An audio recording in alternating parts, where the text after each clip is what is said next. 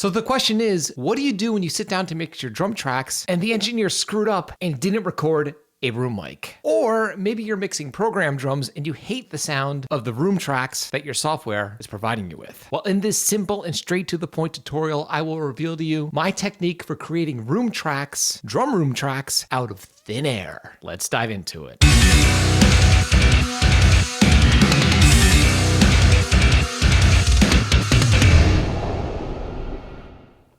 All right, love this topic. It's getting me pumped up. Can you provide some insights on simulating room mics? Yes, I can, man. For instance, if we receive a drum recording with only one spot mic, how can we create an illusion of a drum kit being in a room within the mix? I love this question. My favorite technique for this is I have my overheads, right? Like my two main overheads, and they're heavily filtered. So if we look at like this mix here, okay, so you see my overheads are filtered, right? You know, I'm gonna do it here. I'm gonna do it right here. Now this drum mix has a nice room blended, but I'm gonna make a fake room and let's see how it compares. So here's this drum sound, right? Okay, I'm gonna mute the drum mics.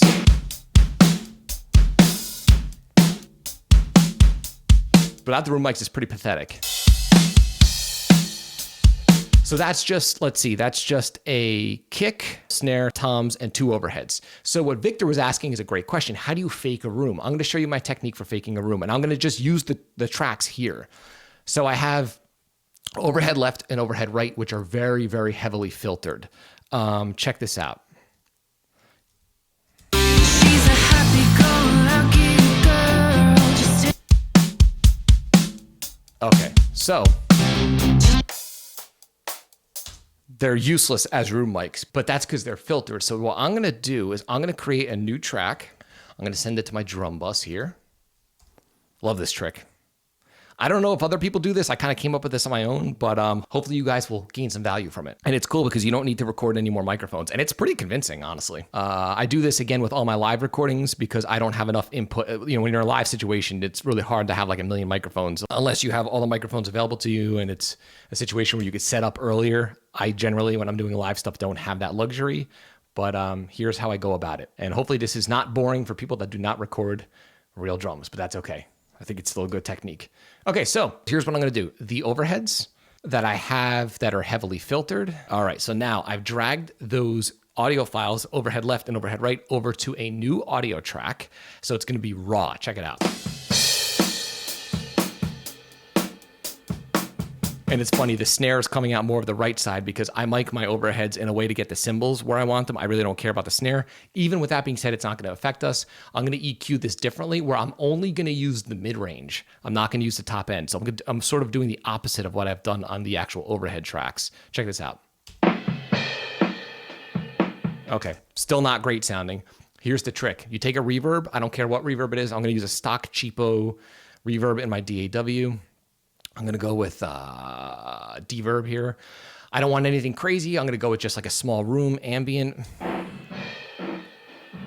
Actually, I'll go with room 1, make it a little smaller.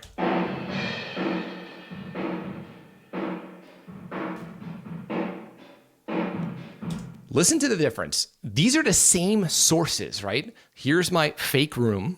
Oh, by the way, the trick is to make the reverb 100% wet. 100% wet, and it's directly on the track. I'm making an artificial stereo reverb. Okay. Here's the actual overheads that are processed in the traditional sense.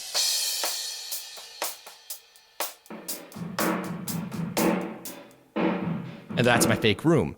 Let's hear what this adds to the kit. Now, mind you, I've muted the real room mics. It's gonna be a fun experiment to see how they stack up against the real ones, but okay, so here is the drum set without the fake room. With the fake room.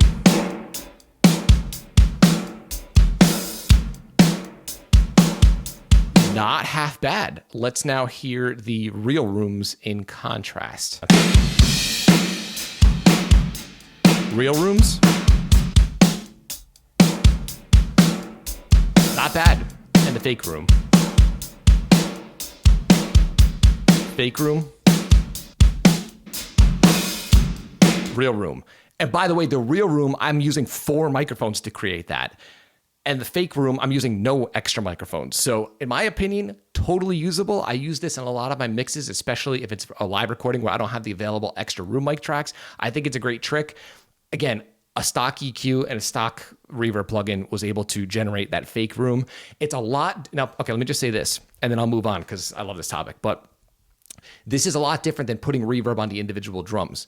Remember, the individual drums are spot mic'd, right? These are overhead, so they're more distant. So the fact that I'm not using the high frequencies and that it's 100% wet going through a reverb, it's a completely different sound than sticking a verb on the actual snare and toms, which I do as well, but it's a different feel. When I stick verb on the toms and snare, it's to add a little bit of subtle power, or if I wanted to sound intentionally 80s or something like that, because in the 80s, reverb was all the rage and all that. So hopefully that makes sense, man. Victor, great question. That's how I create a fake room.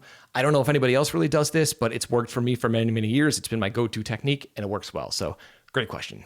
Now, if you're looking to improve the sound of your mixes, it's critical to have a firm grasp on solid EQ and compression techniques. And this is why I'm offering you direct access right now for absolutely free to my crisp and clear heavy mix formula. The heavy mix formula is comprised of 3 main components: an EQ and compression cheat sheet that contains all of my starting points when it's time to mix a heavy production. Within the cheat sheet, there are clickable links to private mixing tutorials for all of the main instruments within a heavy production. And finally, there's a clickable link below each of the individual tutorials so you could download the exact same multi-tracks that I'm using so you can mix along with me. Again, the crisp and clear heavy mix formula is absolutely free, and there's a link below that you can click and you can have direct access right now. And until next time, happy mixing.